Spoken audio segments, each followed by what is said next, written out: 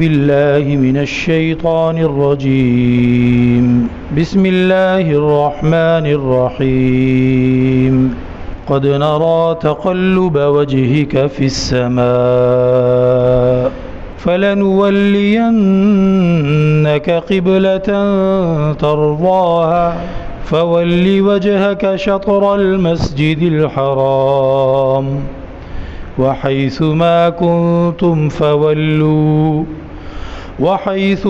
كنتم فولوا وجوهكم شطره وإن الذين أوتوا الكتاب ليعلمون أنه الحق من ربهم وما الله بغافل عما يعملون۔ سورۃ البقرہ آیت نمبر 144۔ ترجمہ: قد تحقیق، یا یوں کہہ لیں کہ پکی بات ہے۔ قد حرف تحقیق، نرا رؤیت سے ہے، رؤیت ہلال کمیٹی آپ سنتے ہوں گے۔ رؤیت کہتے ہیں دیکھنے کو، نرا دیکھتے ہیں ہم، قد نرا پکی بات ہے، تحقیقی بات ہے کہ دیکھتے ہیں ہم، یعنی اللہ تعالیٰ دیکھتا ہے۔ تقلب وجہی کا، تقلب الٹنا پلٹنا یا کسی چیز کا الٹنا پلٹنا، اوپر نیچے ہونا۔ تحقیق کے ہم دیکھتے ہیں تقلب، بار بار اوپر کو اٹھنا، وجہی کا، وجہن چہرہ، کاف زبر کا مخاطب کے لیے جو جس بندے سے آپ بات کر رہے ہوتے ہیں، وجہی کا تیرا چہرہ۔ اب تقلبہ کے ساتھ اس کو جوڑا تو تقلبہ وجہی کا، بار بار آسمان کی طرف اٹھنا تیرے چہرے کا۔ تحقیق کے ہم دیکھتے ہیں بار بار آسمان کی طرف اٹھنا تیرے چہرے کا، مراد ہے حضرت محمد صلی اللہ علیہ وسلم کا بابرکت چہرہ۔ فی السماء، آپ کا چہرہ بار بار اوپر کو اٹھتا ہے آسمان کی سمت میں، آسمان کی جانب میں، اوپر کی طرف آپ اپنے چہرے کو بار بار جو اٹھاتے ہیں اسے ہم دیکھ رہے ہیں۔ فلا تو لام زبرلا تاکید کا لام ہے، فلا تو پکی بات ہے، ضرور، نولین، ضرور ہم پھیر دیں گے، ضرور ہم پھیر دیں گے، دوبارہ کاف زبر کا آ گیا، فلا نولینکا، مخاطب کی ضمیر ہے جس بندے سے آپ بات کر رہے ہوتے ہیں، تو ضرور ہم پھیر دیں گے تجھے، فلا نولینکا، ضرور ہم پھیر دیں گے تیرا رخ، قبلتن، اس قبلے کی طرف، ترضا کہ تو خوش ہے، تو راضی ہے، ہاں جس قبلے سے، ضرور ہم پھیر دیں گے تیرا چہرہ اس قبلے کی طرف جس قبلے کو تو پسند کرتا ہے، یعنی حضرت محمد صلی اللہ علیہ وسلم جس قبلے کو پسند کرتے ہیں، اللہ تعالیٰ نے فرمایا کہ اس قبلے کی خاطر دعا مانگتے ہوئے آپ کا چہرہ بار بار آسمان کی طرف اٹھتا ہے، آپ ہاتھ اٹھا کر بھی دعا کرتے ہیں، اور ویسے بھی بار بار اوپر کی طرف آپ کا دھیان جاتا ہے کہ کب اللہ تعالیٰ میری دعا قبول فرمائے گا اور مجھے کعبے کی طرف منہ کر کے نماز پڑھنے کا حکم دے گا۔ تو اللہ اس بے چینی کو دیکھ رہا ہے اور ضرور اللہ آپ کو پھیر دے گا اس قبلے کی طرف جو قبلہ آپ کو پسند ہے۔ فولی تو پھیر لے، فولی تو پھیر لے، وجہ کا دوبارہ آ گیا، پیچھے اوپر بھی تھا نا، تقلبہ وجہی کا، تیرا چہرہ، فولی تو پھیر لے، وجہ کا، اپنا چہرہ، شطر الجانب،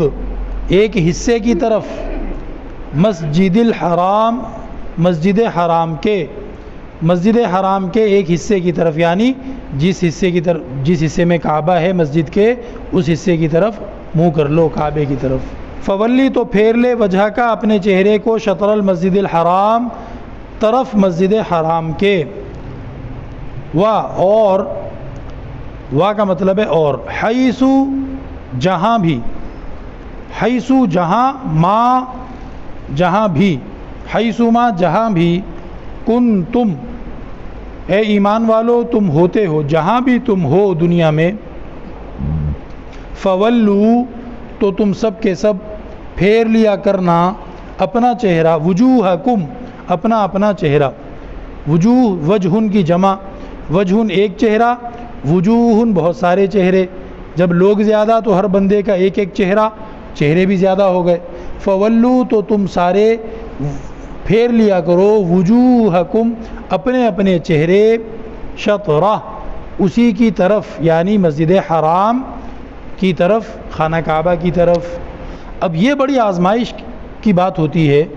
پچھلے درس میں ہم نے عرض کر دیا تھا کہ یہودیوں نے اور ان کے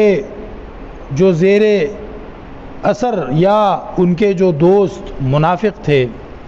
انہوں نے اس موقع پر بڑی قیامت برپا کر دی تھی، پروپیگنڈا کر کے، ہر چوک پہ، ہر بیٹھک میں، ہر جگہ پر یہی بات وہ کرتے رہتے تھے کہ یہ کیسا دین ہے، یہ کیسے نبی ہیں کہ انہیں خود سمجھ نہیں آ رہی کہ ان کا قبلہ کون سا ہوگا، کہ جب وہ مکے میں تھے تو کعبے کی طرف منہ کر کے عبادت کرتے تھے، مدینے میں آ گئے تو مسجد اقصیٰ کی طرف منہ کر کے عبادت کرنے لگے، اب دوبارہ کعبے کی طرف منہ کر لیا ہے، تو ان کو کچھ پتہ بھی ہے کہ کرنا کیا ہے اور یہ کیسا دین ہے۔ اتنی زیادہ اس بات کو اچھالا، اتنا زیادہ اس تذکرے کو کیا کہ بعضے جو کچے مسلمان تھے وہ شک میں پڑنے لگ گئے کہ یار بات تو صحیح کر رہے، ہمارے بھی لوگ ہوتے ہیں نا بہت سارے، وہ ایک ہیں بس وہ ایسے ہی فالتو قسم کی باتیں کرتے رہتے ہیں، تو اب ہر ایک کی جیب میں موبائل ہے، وہ موبائل پہ لوگ دیکھتے ہیں، تو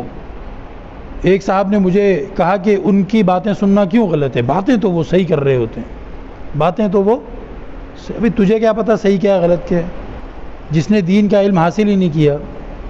اس کو کیا پتہ کہ غلط کیا ہے؟ صحیح دیکھا ہے کبھی؟ صحیح سیکھو گے تو غلط کا پتہ چلے گا نا۔ اگر ایک آدمی نے کبھی کسی ماہر اور اصل صاحب تشخیص ڈاکٹر سے علاج کرایا ہی نہیں ہے، آپ اس کو سمجھائیں کہ یار یہ فلاں گندی گلی میں جو ڈاکٹر بن کے بیٹھا ہوا ہے یہ ڈاکٹر نہیں ہے، وہ آگے سے آپ سے پوچھے کہ اس نے کیا غلط کیا ہے بتاؤ، تو آپ اس کو کیسے سمجھائیں گے کیا غلط کیا ہے؟ آپ اس کو نہیں سمجھا سکتے، اس لیے کہ اس کو صحیح کا پتہ ہی نہیں ہے، تو غلط کا کیسا پتہ چلے؟ بھائی جسے روشنی کا ہی نہیں پتہ اسے اندھیرے کا کیسے آپ سمجھائیں گے کہ یہ اندھیرا ہوتا ہے؟ تو اب وہ کہنے لگے کہ جی کیوں اس کو سننا کیوں غلط ہے، یہ کیوں غلط ہے؟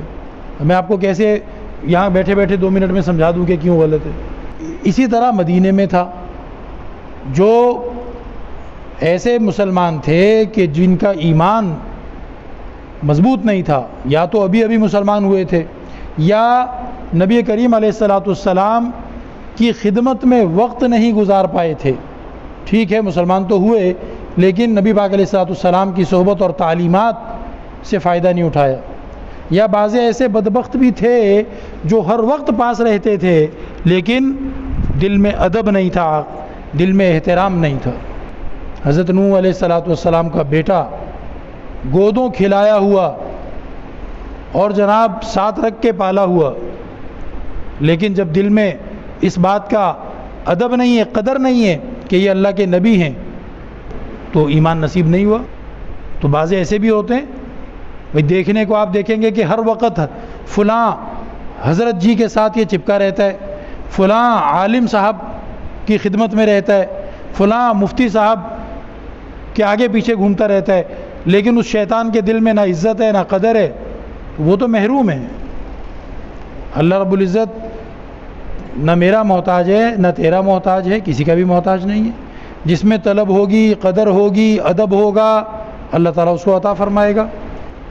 ورنہ وہ ہمارے وہاں پہ طالب علمی کے زمانے میں ساتھی ہوتے تھے، اللہ ہم پہ بھی رحم فرمائے ان پہ بھی، تو ہم بڑی فکر میں دیر ہو گئی تھی مہینے کی آخری جمعرات کو درود شریف ہوتی تھی، بیان ہوتا تھا، تو گھر سے چلے، بس دیر سے ملی، کیا معاملات ہوئے، تو بڑی فکر میں دوڑ دوڑ کے ہم جا رہے تھے۔ جب وہاں مسجد کی گلی میں پہنچے تو وہ مسجد سے نکل کے بازار کی طرف جا رہا ہے، تو ہم نے اس سے سلام کیا اور کہا کہ بھئی کیا بیان ختم ہو گیا؟ بولا نہیں، بیان تو ختم نہیں ہوا، بیان تو ابھی شروع ہوا ہے۔ تو میں نے کہا بھئی تم کیوں جا رہے ہو؟ چلو بیان سنتے ہیں۔ تو کہنے لگا چھوڑو یار، ہم تو روز سنتے رہتے ہیں، چھوڑو یار، ہم تو روز سنتے رہتے ہیں۔ اور یہ بھی کہا کہ زیادہ سنیں گے نا عمل کرنا پڑ جائے گا، زیادہ سنیں گے تو عمل کرنا پڑ جائے گا۔ اب ایسے شیطانوں کا کیا علاج ہے؟ تو یہ تو پکے محروم ہوتے ہیں نا، پھر یہ پکے محروم ہوتے ہیں۔ اگر آپ کو نہ کسی کی عزت ہے، نہ قدر ہے، نہ احترام ہے، تو بھلے آپ 24 گھنٹے کسی بزرگ کے پیروں میں بیٹھے رہیں، جب دل میں آپ کے کوئی قدر ہی نہیں ہے، ادب ہی نہیں ہے اور طلب نہیں ہے۔ تو ایسے جو لوگ مدینے میں کچھ تھے وہ اس پروپیگنڈے کا شکار ہو گئے، اور وہ کہنے لگے کہ بھائی بات تو صحیح کر رہے ہیں، ان کو یہی پتہ نہیں ہے کہ ان کا قبلہ کون سا ہے۔ تو اللہ رب العزت نے فرمایا وَإِنَّ الَّذِينَ أُوتُوا الْكِتَابَ، اور بے شک، وَإِنَّا بے شک، اور بے شک، الَّذِينَ أُوتُوا الْكِتَابَ وہ لوگ کہ جنہیں ملی ہے، اوتو جن کو دی گئی ہے کیا چیز؟ الکتابہ، کتاب، لَيَعْلَمُونَ وہ خود لام وہی تاکید کا ہے، پکی بات ہے کہ ضرور یہ بات ہے کہ لَيَعْلَمُونَ وہ جانتے ہیں، انہو کے قبلے کے بدلنے کا حکم، اور خاص طور پہ یہ حکم کہ ان کا قبلہ کعبہ ہوگا، یہ حکم، انہو یہ حکم، الحق من ربہم یہ ان کے رب کی طرف سے برحق ہے۔ ان کی کتابوں میں یہ لکھا تھا کہ آخری نبی کا جو قبلہ ہے وہ کعبہ ہوگا۔ یہودیوں کو یہ بات پتہ تھی، صرف مسلمانوں کو کنفیوز کرنے کے لیے سوال بنا بنا کر وہ اٹھا رہے تھے۔ وَمَا اللَّهُ اور نہیں ہے اللہ بغافل انجان عما ان چیزوں سے یعملون جو کچھ یہ کر رہے ہیں۔ اللہ تعالیٰ ان کے سب پروپیگنڈے سے، ان کی شرارتوں سے، ان کی تمسخر اندازیوں سے جو یہ مذاق اڑا رہے ہیں، اس سے اللہ تعالیٰ کیا ہے جی خوب واقف ہے۔ تو یہ ان کو دھمکی بھی ہو گئی اور ان کے پروپیگنڈے کا جواب بھی ہو گیا، اور مسلمانوں کو یہ بتا دیا گیا کہ تم بالکل ان کی باتوں میں آ کر کنفیوز مت ہو، اور یہ مت کہو کہ یہ بات تو صحیح کر رہے ہیں، یہ کوئی بات صحیح نہیں کر رہے، جو صحیح بات ہے وہ ان کو پتہ ہے اور وہ انہوں نے چھپائی ہوئی ہے۔ ان کی کتابوں میں یہ موجود ہے کہ آخری نبی کا جو قبلہ ہوگا وہ کعبہ ہوگا، اور اس کے باوجود یہ اس طرح کے سوالات اٹھا کر تمہیں پریشان کر رہے ہیں۔ تو ایمان والوں کو چاہیے کہ دین کے علم کو صحیح ذرائع سے حاصل کریں اور طلب اپنے اندر پیدا کریں، اور جو جہاں سے حاصل کریں اس کی قدر کریں، یہ ضروری ہوتا ہے۔ اگر ایسا نہیں کریں گے تو ان کا ایمان کسی نہ کسی جگہ پہ ڈگمگا جائے گا اور خطرے میں رہے گا۔ آج وہ دور ہے کہ حضرت نبی کریم صلی اللہ علیہ وسلم نے فرمایا کہ ایک دور آئے گا کہ جب لوگ بڑے بڑے جبڑے ہلا کر متشدقون، متفیقون، اس طرح کے الفاظ ہیں کہ وہ خوب جبڑے ہلا کر وہ باتیں بہت زیادہ کیا کریں گے جی۔ تو آج وہی دور ہے بھائی، جس کو ذرا سا رکے بغیر بولنا آتا ہے وہ میڈیا پہ پہنچ جاتا ہے، چینلوں والے اس کو بلا کے بٹھا لیتے ہیں، یا جناب وہ اپنا چینل کھول کے بیٹھ جاتا ہے، اور ہم جیسے سادہ لوگ مسلمان ان کی باتیں سن کے کہتے ہیں بات تو صحیح کر رہے ہیں۔ یہ مدینے میں بھی ایسا ماحول بنایا گیا، اور یہ پروپیگنڈا، غلط سوالات اٹھانا اور لوگوں کو کنفیوز کرنا، یہ ہمیشہ سے شیطان کا وتیرہ رہا ہے۔ اس سے بچنے کا طریقہ یہی ہے کہ انسان اپنے آپ کو قرآن اور سنت کے ساتھ جوڑے، قرآن اور سنت کے ساتھ اپنے آپ کو جوڑے،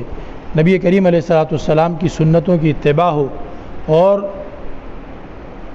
جتنا بھی دین پر چلنے کا یعنی جذبہ ہے وہ سنت کے تابع کر دیا جائے، تو پھر ایمان محفوظ ہوتا ہے۔ حضرت مولانا شیخ الہند حسین احمد مدنی رحمۃ اللہ علیہ لمبا عرصہ جیل میں گزارا، انگریز نے ان کو بغاوت کے الزام میں قید کیا تھا، اور اللہ رب العزت نے پھر ان کو زندہ سلامت باہر بھی نکالا. تو وہ فرمایا کرتے تھے کہ جیل میں قید کے دوران سوچنے غور و فکر کرنے کا موقع ملا، اور اس میں سوچ بچار کے بعد میں اس نتیجے پہ پہنچا ہوں کہ اس امت کی بدحالی کا جو سبب ہے وہ قرآن کریم سے دوری ہے، اور اس کی نجات قرآن کریم کے ساتھ جڑنے میں ہے. تو اس لیے احباب سے یہ گزارش ہے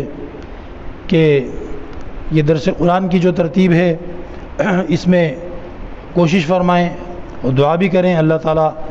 ہم سب کو اس کی اہتمام اور پابندی نصیب کرے. درس قرآن کو پڑھنے، سننے، کہنے، عمل کرنے کی توفیق عطا فرمائے. آج اللہ رب العزت نے اپنے فضل، اپنی مدد سے اور بزرگوں کی دعا کی برکت سے پہنچا دیا درس قرآن کے وقت تک، ورنہ آج بہت کہیں دور تھے اور ٹریفک بھی بڑا خطرناک تھا اور لگ رہا تھا کہ درس قرآن آج کا رہ نہ جائے. لیکن الحمدللہ ثم الحمدللہ کہ پہنچ گئے. یہ آپ حضرات کی طلب ہے بھائی. یہ پتہ نہیں آپ میں سے بیٹھے ہوئے لوگوں میں سے کس اللہ کے نیک بندے کی طلب ہے کہ اللہ رب العزت نے اس کی وجہ سے یہ سارا یہ موقع جو ہے اس کو ضائع ہونے سے بچا دیا. تو اسی طرح اپنے اندر طلب بڑھائی جائے، طلب اپنے اندر زندہ رکھی جائے اور عمل کی نیت سے سنا جائے. اللہ رب العزت مجھے اور آپ کو توفیق عطا فرمائے. الحمدللہ رب العالمین. ربنا آتنا فی الدنیا حسنہ وفی الآخرۃ حسنہ وقنا عذاب النار. یا لطیفا بخلقہ یا علیما بخلقہ یا خبیرا بخلقہ الطف بنا یا لطیف یا علیم یا خبیر. وصلی اللہ تعالی علی خیر خلق محمد وعلی آلہ وصحبہ اجمعین برحمتک یا رب.